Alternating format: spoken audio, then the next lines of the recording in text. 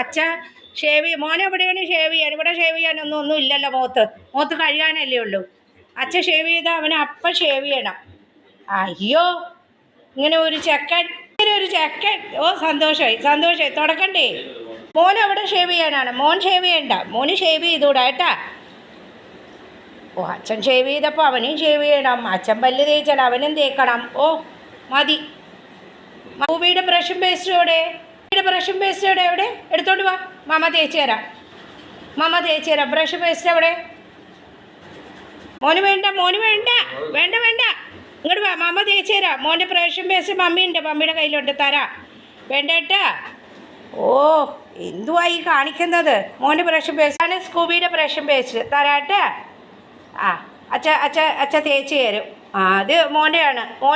ആ, ശരി, മോൻ്റെയാണ്. തേച്ച് തരാം, വാ. മോൻ്റെ പേസ്റ്റും ബ്രഷും മമ്മി തേച്ച് തരാം. അതെ, മോൻ്റെ പേസ്റ്റും ബ്രഷും ഇതാണ് കേട്ടാ, അച്ഛയുടെ അല്ല. തേച്ച് തരാം കേട്ടോ. അച്ഛൻ ഇങ്ങോട്ട് മാറട്ടെ, മമ്മ തേച്ച് തരാം. പോനെ. ഇതാണോ സ്കൂബിയുടെ?